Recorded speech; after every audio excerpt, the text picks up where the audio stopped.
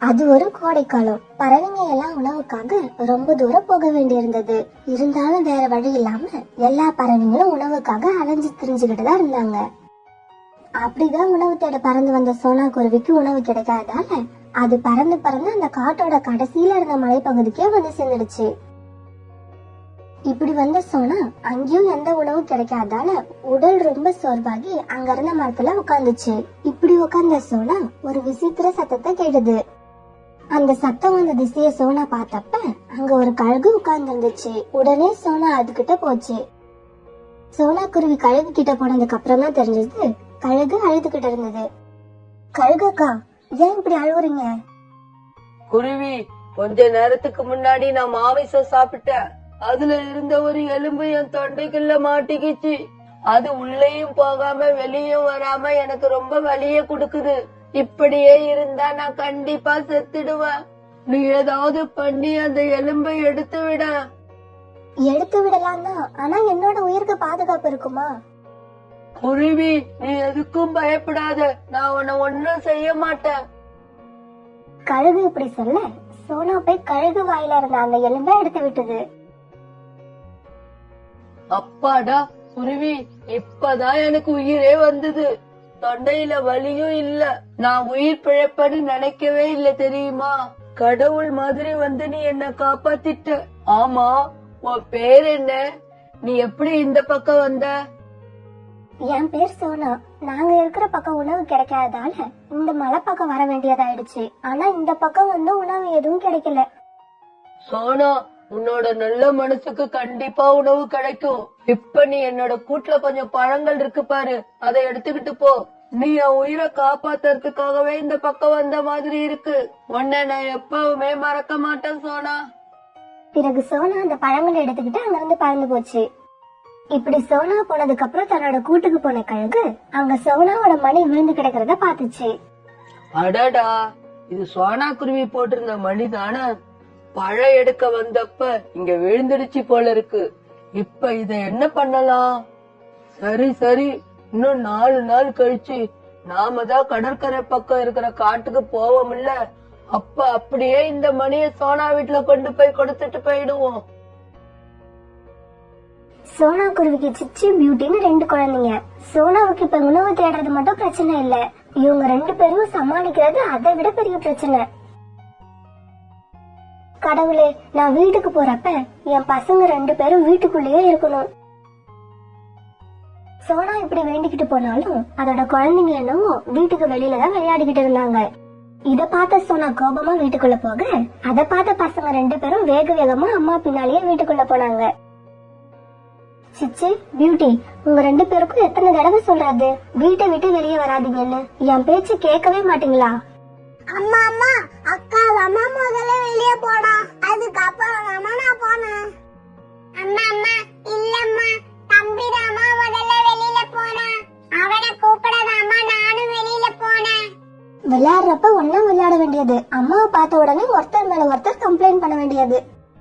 அம்மா அம்மா, உங்க கழுத்துல இருந்த மணியை காணோம், எங்கம்மா போச்சு?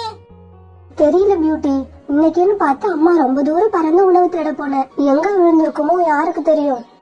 இப்படி பேசின 3 பேரும் இரவு உணவு சாப்பிட்டு படுத்து தூங்கினாங்க.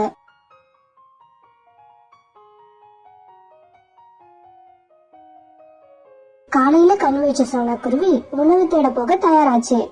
சிச்சி பியூட்டி, இன்னைக்கு 2 பேரும் வீட்டுக்குள்ளேயே இருக்கணும், வெளியில யாரும் வரக்கூடாது. அப்படி வந்தா வந்தவங்களுக்கு அடிதான் கிடைக்கும் இன்னைக்கு. இப்படி சொல்லிட்டு சோனா குருவி வெளியில பறந்து போக, நான் தான் முதல்ல வெளியில போனேன்னு அம்மா கிட்ட பொய்யா சொல்றேன். இன்னைக்கு நீ வெளியில போனா நான் கூப்பிட வரவே மாட்டேன். அம்மா கிட்ட நீ மட்டும் தான் அடி வாங்க போற. வீட்டை விட்டு கிளம்புன சோனா வழியில கிளிய பார்த்தது. என்ன சோனா, இப்பெல்லாம் என் கூட உணவு தேட வரதே இல்ல? கிளியக்கா, நான் என்ன செய்யறது, உணவு தேட என்னால ரொம்ப தூரம் வர முடியாது. என் பசங்க 2 பேரும் வீட்டை விட்டு வெளியில வந்து விளையாட ஆரம்பிச்சுட்டாங்க. இப்படி விளையாடுற அவங்க எங்கேயாவது ரொம்ப தூரம் போயிடுவாங்களோன்னு பயமா இருக்கு. சோனா, நான் சொல்றதை கேளு. உங்க வீட்டுக்கு பக்கத்துல இருக்க மரத்துல ஒரு ஊஞ்சல் செஞ்சு கட்டி விடு. அப்புறம் பாரு, உன் குழந்தைங்க 2 பேரும் ஊஞ்சலை விட்டு வேற எங்கேயும் போக மாட்டாங்க. கிளியக்கா, இது உண்மையிலேயே நல்ல ஐடியாவா தான் எனக்கு படுது. நான் இப்பவே வீட்டுக்கு போய் என் குழந்தைங்களுக்காக ஒரு அழகான ஊஞ்சல் தயார் பண்றேன். இப்படி செஞ்சா என் பசங்க ஊஞ்சல்லையே தான் விளையாண்டுகிட்டு இருப்பாங்க. வீட்டை விட்டு தூரமா எங்கேயும் போக மாட்டாங்க. பிறகு சோனா குருவி வீட்டுக்கு வந்து தன் குழந்தைங்களுக்காக அழகான ஒரு ஊஞ்சல் தயார் செஞ்சுச்சு. இப்படி தயார் செஞ்ச ஊஞ்சல்ல தன் குழந்தைங்களை உட்கார வச்சு விளையாட விட்டுச்சு. ஊஞ்சல்ல உட்கார்ந்து ஆட சிச்சுவுக்கும் பியூட்டிக்கும் ரொம்ப சந்தோஷம். அம்மா அம்மா இனிமே நாங்க ரெண்டு பேரும் ஒண்ணா ஊஞ்சல்ல உட்கார்ந்து சந்தோஷமா விளையாடுவோம். ஆமா அம்மா, இனிமே நீங்க உங்களை பத்தி கவலைப்படாதீங்க.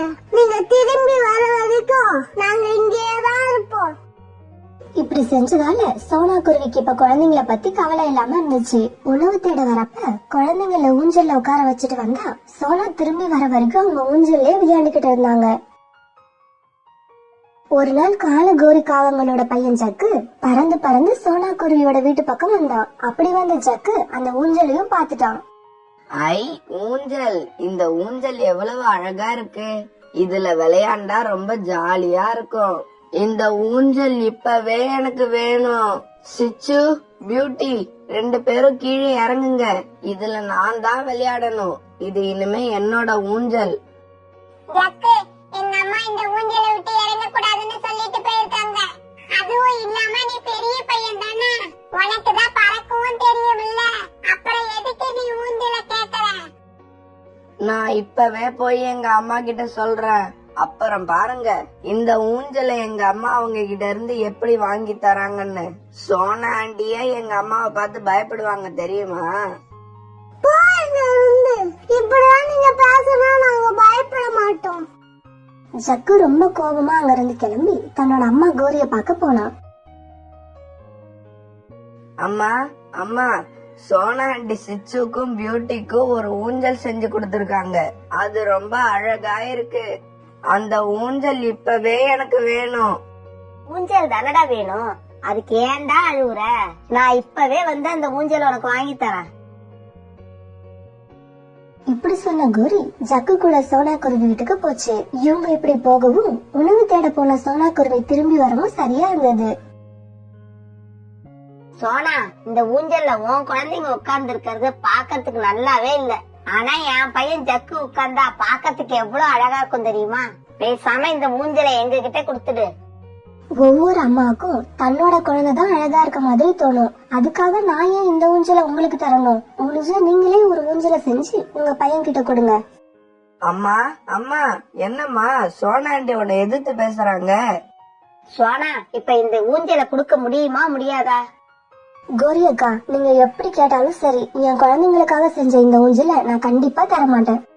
ஏன் ஜக்கு உட்கார முடியாத இந்த ஊஞ்சல்ல உன் பசங்க எப்படி உட்கார்ந்து விளையாடுறாங்க நானும் பாக்குறேன். இப்படி சொல்லிட்டு கோரிக்காகவும் தான் பையன் ஜக்குவை அழைச்சுக்கிட்டு பறந்து போச்சு. சிச்சு, பியூட்டி ரெண்டு பேரும் வீட்டுக்கு வாங்க. ராத்திரி ஆயிடுச்சு, வீட்டுக்கு போய் சாப்பிட்டு படுப்போம். வீட்டுக்கு போன கோரிக்காகவும் நடந்தது எல்லாத்தையும் தான் கணவர் காளிக்கிட்ட சொல்லுச்சு. கோரி, இதை இப்படியே விடக்கூடாது. விட்டா அப்புறம் எல்லா பறவைகளும் நம்மளை எதிர்த்து பேச ஆரம்பிச்சிருவாங்க. ஜக்கு, நீ எதுக்கும் கவலைப்படாத. நாளைக்கு காலையில அந்த ஊஞ்சல் வாங்கிட்ட இருக்கும். நீ அதுல இஷ்டம் போல விளையாடலாம். அப்பா அப்பா, அந்த சோனா ஆண்டி அம்மாவையே எதிர்த்து பேசுறாங்கப்பா. ஜக்கு, அப்பாவை பார்த்து நாளைக்கு அந்த சோனா குருவி எப்படி பயப்பட போகுது பாரு. அப்பா பேரை கேட்டாலே எல்லா பறவைகளுக்கும் மனசுல ஒரு பயம் இருக்கும்.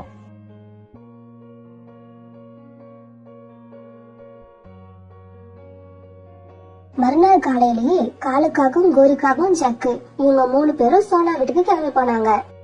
சோனா குருவியும் ஊஞ்சல தங்களோட குழந்தைங்க 2 பேரையும் உட்கார வச்சுட்டு உணவு தேட கிளம்புற நேரம். சோனா, இந்த ஊஞ்சல் என் பையனுக்கு ரொம்ப பிடிச்சு போச்சு. இப்ப நாங்க இந்த ஊஞ்சலை எடுத்துக்கிட்டு போக போறோம். இப்படி உங்க குடும்பமே என் பின்னால வந்து தொல்லை கொடுக்குறீங்களே, உங்களுக்கு வெக்கமா இல்ல? ஜக்கு, உனக்கு ஊஞ்சல் தானே வேணும். நாளைக்கே உங்க வீட்டுக்கு வந்து இதே மாதிரி ஒரு ஊஞ்சல் தயார் பண்ணி தரேன். இப்ப போங்க இங்க இருந்து. அம்மா அம்மா, எனக்கு வேற ஊஞ்சல் வேணாம், இந்த ஊஞ்சல் தான் வேணும். இந்த ஊஞ்சலை நான் யாருக்கும் எப்பவும் கொடுக்க மாட்டேன். அம்மா அம்மா, இவங்களா யாருமா? பிச்சை இருக்கவங்களா? சோனா, உன் பையனுக்கு வாய் ரொம்ப அதிகமாயிடுச்சு, அடக்கி வை. எங்களை பார்த்து என்ன சொல்றான் பாத்தியா? பெரியவங்களான உங்களுக்கே நீங்க பண்றது தப்புன்னு தெரியல. இந்த குழந்தைங்களுக்கு என்ன தெரியும்? ஜக்கு சின்ன பையன், நீங்க தான் அவனுக்கு அடுத்தவங்க பொருளை கேக்குறது தப்புன்னு எடுத்து சொல்லி புரிய வைக்கணும். அதை விட்டு அவன் பின்னாலேயே நீங்களும் போய்கிட்டு இருந்தீங்கன்னா எங்கேயாவது நல்லா உதவாங்கி தான் திருந்துவீங்க. சோனா, உனக்கும் வாய் ரொம்ப அதிகமாயிடுச்சு. கோரி அக்கா, எல்லாம் உங்ககிட்ட இருந்து கத்துக்கிட்டதுதான். இவங்க இப்படி பேசிக்கிட்டு இருக்கும்போது இத வேடிக்கை பார்க்க நிறைய பறவைகள் வர காலுவும் கோரியும் ஜக்குவை அழைச்சுக்கிட்டு அங்க இருந்து பறந்து போனாங்க. இப்படி போன இவங்க கோரியோட ஆந்த சிறுச்சியனை அழைச்சுக்கிட்டு வந்து எல்லா விஷயத்தையும் அவங்க கிட்ட சொன்னாங்க. காலுஜி, நீங்க போய் அந்த குருவி கிட்ட ஊஞ்சலை கேளுங்க. அது கொடுக்க மாட்டேன்னு தான் சொல்லும். உடனே நீங்களும் தலைவியும் சேர்ந்து சோனாவை அடி பின்னி எடுங்க. நான் அந்த சமயத்துல அந்த குருவியோட குழந்தைங்களை தூக்கி போட்டுட்டு அந்த ஊஞ்சலை எடுத்துக்கிட்டு பறந்து போயிடுறேன். பிறகு எல்லாரும் சோனா குருவி வீட்டுக்கு பறந்து போனாங்க. சோனா, உன் குழந்தைங்களை ஊஞ்சலை விட்டு தூக்கிக்க. அப்படி இல்ல, உன் குழந்தைங்களை தூக்கி எறிஞ்சிட்டு அந்த ஊஞ்சலை நாங்க எடுத்துக்கிட்டு போயிடுவோம். கோரி அக்கா, என் பக்கம் நியாயம் இருக்கு. இத யார கேட்டாலும் சொல்லுவாங்க. நியாயம் என் பக்கம் இருக்கிறப்ப உங்களோட வெட்டி மிரட்டலுக்கு பயப்படணும்னு எனக்கு அவசியம் இல்ல. என்னது வெட்டி மிரட்டலா? இப்ப பாரு எங்களோட அடிய. எங்களோட அடி ஒவ்வொன்னும் உனக்கு இடி மாதிரி விழும் பாரு. இப்படி சொன்ன காலுவும் குருவியும் சோனா குருவி அடிக்க அது பக்கத்துல போனாங்க. இந்த சமயத்துல கடற்கரை பக்கம் உள்ள காட்டுக்கு போன கழுகு சோனாவோட மணியை கொடுக்க சோனா வீட்டுக்கு வந்துச்சு. என்ன காவங்களே, சோனாவை அடிக்கிற மாதிரி வரீங்க? என்ன விஷயம்? கழுகக்கா, இது எங்களுக்குள்ள உள்ள சின்ன பிரச்சனை. இத நாங்களே தீர்த்துக்கிறோம், நீங்க கண்டுக்காதீங்க. கழுகக்கா, நீங்க எங்க இப்படி? சோனா, நீ என் உயிரை காப்பாத்துன அன்னைக்கு இந்த மணியை என் கூட்டிலே விட்டுட்டு வந்துட்ட. அத கொடுக்கதான் நான் இப்ப இங்க வந்தேன். ஆனா இங்க வந்ததுக்கு அப்புறம் தான் தெரியுது நான் இங்க நல்ல சமயத்துல வந்திருக்கேன்னு. இங்க என்ன நடக்குதுன்னு எனக்கு தெளிவா சொல்லு. நான் என் குழந்தைங்க விளையாடுறதுக்காக ஒரு ஊஞ்சல் செஞ்சு கொடுத்தேன். இப்ப காலும் கோரியும் வந்து அவங்க பையன் ஜக்குவுக்கு அந்த ஊஞ்சல் வேணும்னு கேட்டாங்க. நான் தரமாட்டேன்னு சொன்ன உடனே என்ன அடிக்க வராங்க. சோனா குருவி கழுகிட்ட சொன்னதை கேட்டதுமே கோரியோட ஆந்த சிஷ்யம் தப்பிச்சோம் பேச்சோன்னு பறந்து போயிடுச்சு. சோனா குருவி கூட பிரச்சனைன்னு சொன்னவங்க கழுகு சோனா குருவியோட தோழிங்கிறத சொல்லவே இல்லையே. உங்களுக்கு ஊஞ்சல் தானே வேணும்? இப்ப நான் உங்களை ஊஞ்சல் மாதிரி ஆட்டி விடுறேன் பாருங்க. இப்படி செய்ய கழுகு காலுக்காகத்தையும் கோரிக்காகத்தையும் பிடிச்சு அடி அடின்னு பிள்ளை எடுத்துருச்சு. அம்மாவுக்கும் அப்பாவுக்கும் விழுந்த அடிய பார்த்த ஜக்குவும் அங்க இருந்து எஸ்கேப் ஆயிட்டான். காலு, கோரி, இப்ப சொல்லுங்க, உங்க 2 பேருக்கு என்ன வேணும்? ஊஞ்சலா வேணும்? இல்ல கழுகக்கா, எங்க 2 பேருக்கும் இப்ப எதுவுமே தேவையில்லை. எங்களை உயிரோட விட்டா அதுவே போதும். இதுக்கப்புறம் உங்களால சோனாவுக்கு ஏதாவது பிரச்சனைன்னு கேள்விப்பட்டேன்னு வச்சுக்குங்க. கழுகக்கா, அதுக்கு அவசியமே இல்ல. இனிமே நாங்க சோனா குருவி இருக்கிற பக்கம் தலை வச்சு கூட படுக்க மாட்டோம். எங்களை மன்னிச்சிடுங்க. கோரியும் காலும் இப்படி மன்னிப்பு கேட்ட உடனே சோனா பரிதாபப்பட்டு அவங்கள விட சொல்ல கழுகும் அவங்கள விட்டுடுச்சு. ஃப்ரெண்ட்ஸ், நம்ம குழந்தைங்க தீய வழியில போனா அது தப்புன்னு சொல்லி நாம தான் அவங்கள நல்வழிக்கு கொண்டு வரணும். இல்லன்னா காலு கோரிக்கு ஏற்பட்ட நிலைமை தான் நமக்கும் ஏற்படும். கோடை காலத்துல அந்த காட்டுல திடீர்னு மழை பெய்ய ஆரம்பிச்சது. இப்படி மழை பெஞ்சதால அந்த காட்டுல உள்ள பறவைகள் எல்லாம் சந்தோஷமானாங்க. அந்த காட்டுல கோடை காலத்தால வறண்டு போயிருந்த நதி இப்ப திடீர்னு பெஞ்ச மழையால தண்ணி கரை புரண்டு ஓட ஆரம்பிச்சது. நான் மறுபடியும் தண்ணீரால நிரம்பிட்டேன். இதுக்கப்புறம் எவ்வளவு வெயில் அடிச்சாலும் நான் இந்த காட்டுல உள்ள பறவைகளோட தாகத்தை போக்குறதுக்கு தண்ணீரை கொடுத்துக்கிட்டே இருப்பேன். நதி சொன்னதை கேட்டுட்டு பக்கத்துல இருந்த ஒரு ரோஜா பூ இப்படி பேச ஆரம்பிச்சது. நான் கூட இப்ப சந்தோஷமா இருக்கேன். ஏன்னா இந்த காடு பூரா என்னோட நறுமணத்தை வீசி இங்க வர்ற எல்லாரையும் சந்தோஷப்படுத்துவேன். எனக்கு நல்லவங்க கெட்டவங்க அப்படிங்கிற பாகுபாடே கிடையாது. என்னோட பாசத்தை எல்லாருக்கும் சரிசமமா கொடுப்பேன். இவங்க 2 பேர் பேச்சையும் கேட்டுட்டு இருந்த பக்கத்துல இருந்த மரம் இப்படி பேச ஆரம்பிச்சது. இன்னும் கொஞ்ச நாள் இப்படி வெயில் அடிச்சுக்கிட்டே இருந்திருந்தா நான் இறந்தே போயிருப்பேன். நல்ல வேலை என்ன சாக விடாம மழை பெஞ்சு எனக்கு உயிர் உண்டாக்கிடுச்சு. இதுக்கப்புறம் எனக்கு எந்த கவலையும் இல்ல. என்னை தேடி வர எல்லாருக்கும் குளுமையான நிழலை கொடுப்பேன். பசியோட வர்றவங்களுக்கு சாப்பிட பழங்களை கொடுப்பேன். அந்த காட்டுல உள்ள எல்லாருமே இப்படி மழை பெய்ஞ்சதால ரொம்ப சந்தோஷமா இருந்தாங்க.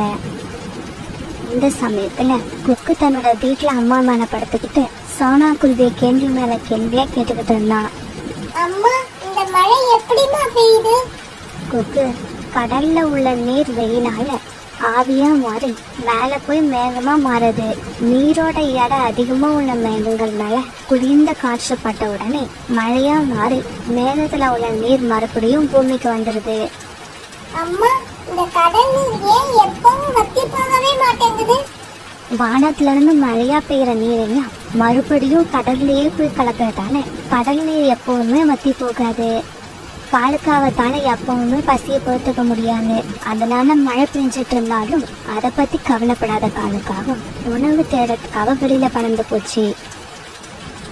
காகமே, உனக்கு ரொம்ப பசிக்குதா? சாதாரண பசி இல்ல, கொலை பசி பசிக்குது. இன்னும் கொஞ்ச நாள் போகட்டும். நான் உன்ன மாதிரி பசியில உள்ள பறவைகளுக்கு இனிப்பான பழங்களை கொடுப்பேன். ஏய் மரமே, நான் இப்ப எதையாவது சாப்பிட்டாதான் நீ பழங்களை கொடுக்கற வரைக்கும் உயிரோட இருக்க முடியும். அது தெரியுமா உனக்கு? கோவப்படாத காகமே, என்னோட வேர் பகுதியில சில நெல்மணிகள் விளைஞ்சிருக்கு. இப்ப உனக்குள்ள பசிக்கு அது போதும்னு நினைக்கிறேன். பிறகு அந்த மரத்தோட வேறு பகுதியில இருந்த நெல்மணிகளை காலுக்காக சாப்பிட ஆரம்பிச்சது. காலுக்காக அந்த நெல்மணிகளை சாப்பிட்டு முடிச்சதும் பக்கத்துல இருந்த ஆறு இப்படி பேச ஆரம்பிச்சது. காகமே, காகமே, என் பக்கத்துல வா, உன்கிட்ட ஒரு விஷயம் சொல்லணும். ஆறு இப்படி கூப்பிட்ட உடனே காலுக்காக அந்த ஆத்துக்கு பக்கத்துல போச்சு. நதியே, என்கிட்ட என்ன விஷயம் சொல்ல போற? சீக்கிரமா சொல்லு. என்னோட பசி அடங்கிடுச்சு. நான் சீக்கிரமா வீட்டுக்கு போய் தூங்கி ஆகணும். இங்க பாருங்க, எவ்வளவு தண்ணீரை என்னால நிரப்பிக்க முடியுமோ நான் அவ்வளவு தண்ணீரை நிரப்பிக்கிட்டேன். இதுக்கு மேல என்னோட உடம்புல தண்ணீரை நிரப்பி வைக்க இடம் இல்ல. இதுக்கு அப்புறமும் மழை நிக்காம இப்படி பேஞ்சுக்கிட்டே இருந்தா என்னை என்னாலேயே கட்டுப்படுத்த முடியாது. அப்புறம் நான் வெள்ளமா மாறி இந்த காட்டையே அழிச்சிடுவேன். நதி இப்படி சொன்னதும் அதை கேட்ட காலுக்காக பயந்து போயிடுச்சு. இங்க பாரு நதியே, ரொம்ப நாள் வெயில்ல காஞ்சதுக்கு அப்புறம் இப்பதான் நாங்க கொஞ்சம் சந்தோஷமா இருக்கோம். இப்ப இந்த காட்டுல வெள்ளம் வந்துச்சுன்னா எங்களோட சந்தோஷம் சோகமா மாறிடும். அப்படி நடக்காம இருக்கணும்னா நீ ஒரு காரியம் செஞ்சாகணும். இந்த கடிதத்தை எடுத்துக்கிட்டு போய் மேகத்தோட தலைவன் கிட்ட கொடு. நதியே, இந்த கடிதத்தை நான் கொண்டு போய் மேகத்துக்கிட்ட கொடுக்க தயாரா இருக்கேன். இருந்தாலும் அந்த மேகம் எங்க இருக்குன்னு எனக்கு தெரியாதே. இங்க பாரு, சோனா குருவி அழைச்சுக்கிட்டு கடல் பக்கமா போ. அங்கதான் அந்த மேகம் இருக்கும். அந்த மேகத்தை பத்திய எல்லா விவரமும் சோனா குருவிக்கு தெரியும். நான் இப்பவே கிளம்புறேன். ஆனா நாங்க போய் இந்த கடிதத்தை மேகத்துக்கிட்ட கொடுக்கற வரைக்கும் நீ வெள்ளமா மாறிடாத. இங்க பாருக்காகமே, என் கையில எதுவுமே இல்ல. உங்களால எவ்வளவு சீக்கிரம் போக முடியுமோ அவ்வளவு சீக்கிரம் போங்க. உடனே காலுக்காக அந்த கடிதத்தை எடுத்துக்கிட்டு சோனா குருவி வீட்டுக்கு பறந்து போச்சு. சோனா, நான் நதி பக்கம் போய் இருந்தேன். நதி பூரா தண்ணீரால நிரம்பி கரபுரண்டு ஓடுது. இப்படி ஆரம்பிச்ச காலுக்காகவும் பிறகு அவங்க நடந்த கதை எல்லாத்தையும் சோனா குருவி கிட்ட சொல்லுச்சு. காலண்ணா, என்ன இப்படி சொல்றீங்க? இது ரொம்ப ஆபத்தான விஷயம். நம்ம சீக்கிரமா இந்த கடிதத்தை எடுத்துக்கிட்டு மேகத்துக்கிட்ட போய் ஆகணும். குக்கு, நீ இந்த கூட்டுல படுத்து தூங்கு. நானும் காலண்ணாவும் இந்த கடிதத்தை எடுத்துக்கிட்டு மேகத்தை பார்க்க போறோம். போன வேலையை நல்லபடியா முடிச்சுட்டு நாங்க 2 பேரும் சீக்கிரமா வீட்டுக்கு திரும்பி வந்துடுவோம். அம்மா, என்ன பத்தி கவலைப்படாம நீங்க சீக்கிரமா கிளம்புங்க. நான் உங்களுக்காக காத்துக்கிட்டே இருப்பேன். பிறகு காலுக்காகவும் சோனா குருவியும் மேகத்தை பார்க்கறதுக்காக பறந்து போனாங்க. மழை ரொம்ப வேகமா பெய்ஞ்சாங்க. இவங்களுக்கு பறந்து போக கஷ்டமா இருந்தது. இருந்தாலும் மற்ற பறவைங்களோட உயிரை காப்பாற்றணுங்கிற எண்ணத்துல இவங்க 2 பேரும் எங்கேயும் நிக்காம மேகத்தை தேடி பறந்து போனாங்க. இப்படி போனவங்க கடற்கரைக்கும் பக்கத்துல இருந்த மேகத்தோட தலைவனை சந்திச்சு நதி கொடுத்து அனுப்பின கடிதத்தை கொடுத்துட்டாங்க. அந்த கடிதத்தை படிச்ச மழை மேகம் பிறகு இப்படி பேச ஆரம்பிச்சது. என்னது, நதி அதுக்குள்ள நீரால நிரம்பிடுச்சா? ஆமா மேகண்ணா, நீங்க இப்படியே மழை பெஞ்சுக்கிட்டு இருந்தீங்கன்னா நதியால தாக்கு பிடிக்க முடியாம வெள்ளமா மாறி காட்டுக்குள்ள வந்துரும். ஆமா, நதியில இதுக்கப்புறம் தண்ணீரை நிரப்பி வைக்கிறதுக்கு கொஞ்சம் கூட இடமே இல்ல. நீங்க சீக்கிரமா மழை பெய்யறத நிறுத்திக்கங்க. மழை பெய்யற மேகங்களுக்கெல்லாம் இதுக்கப்புறம் மழை பெய்ய வேண்டாம்னு செய்தியை சொல்லி அனுப்புங்க. இங்க பாருங்க, நாங்க இந்த இடத்தை விட்டு அடுத்த இடத்துக்கு போகணும்னா எங்களுக்கு காத்தோட உதவி தேவைப்படும். அதனால நீங்க என்ன பண்ணுங்க, நான் கொடுக்கிற கடிதத்தை காத்தோட ராஜா சூறாவளி கிட்ட கொண்டு போய் கொடுங்க. அந்த சூறாவளியாலதான் இங்க எல்லாரையும் ஒரு இடத்துல இருந்து இன்னொரு இடத்துக்கு கொண்டு போக முடியும். இப்படி சொன்ன அந்த மேகத்தோட தலைவன் இவங்க கிட்ட ஒரு கடிதத்தை கொடுத்துச்சு. பிறகு இந்த மேகம் கொடுத்த கடிதத்தை எடுத்துக்கிட்டு சோனா குருவியும் காலுக்காகவும் காத்தோட அரசன் சூறாவளிய பார்க்க கிளம்பினாங்க. இப்படி போன இவங்க ஒரு பெரிய மலைப்பகுதியில அந்த சூறாவளிய சந்திச்சாங்க.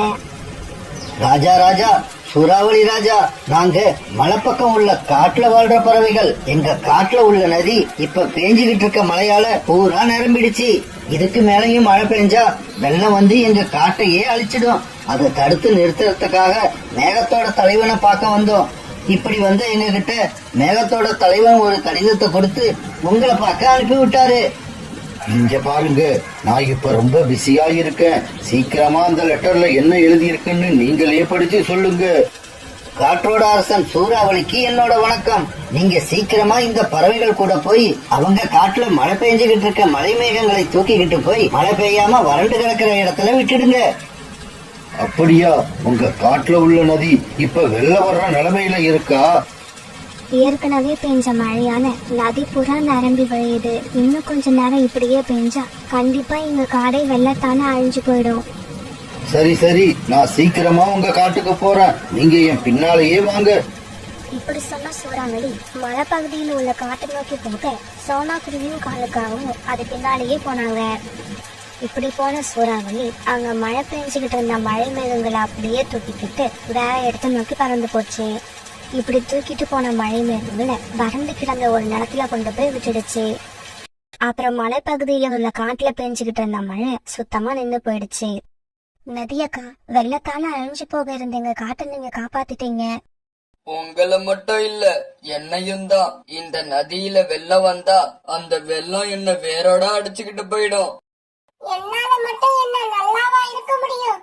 என்னோட வேர் பகுதியில கொஞ்ச நாள் தண்ணி தேங்கி நின்னா நான் சுத்தமா அழுகி போயிடுவேன். சோனா, எனக்கு ரொம்ப பசிக்குது. உங்க வீட்டுல சாப்பிட ஏதாவது இருக்குமா? காலண்ணா, எங்க வீட்டுக்கு வாங்க, கண்டிப்பா உங்களுக்கு சாப்பாடு கொடுக்கறேன். பிறகு சோனா குருவி காலுக்காகத்தை கூப்பிட்டுக்கிட்டு தன்னோட வீட்டை நோக்கி பறந்து போச்சு. மறுநாள் பொழுது விடிஞ்சிச்சு. மறுநாள் காலையில வழக்கம் போல சூரியன் பிரகாசமா அந்த காட்டையே வெளிச்சமாக்குச்சு. மழை நின்னு போய் சூரியன் வந்ததால எல்லா பறவைகளும் ரொம்பவும் சந்தோஷமா இருந்தாங்க. அந்த காட்டுல வசந்த காலம் வந்ததால எல்லா உயிரினங்களுமே தங்களோட மகிழ்ச்சியை வெளிப்படுத்தினாங்க. சோனா, நீயும் காலும் சேர்ந்து இந்த காட்டுல உள்ள எல்லா உயிரையும் காப்பாத்திட்டீங்க. அப்படி இல்ல ரீட்டா, நதி தன்னோட நிலைமையை எங்ககிட்ட சொல்லலன்னா எங்களால எதுவுமே செஞ்சிருக்க முடியாது. சரி வாங்க, நாம சீக்கிரமா உணவு தேட போவோம். அம்மா அம்மா, இன்னைக்கு உணவு தேட என்னையும் அழைச்சுக்கிட்டு போங்கம்மா. பிறகு சோனா குருவி குக்குவை தூக்கிக்க காலுக்காகவும் ரீட்டா கிளி புறா இப்படி எல்லாருமே உணவு தேட பறந்து போனாங்க.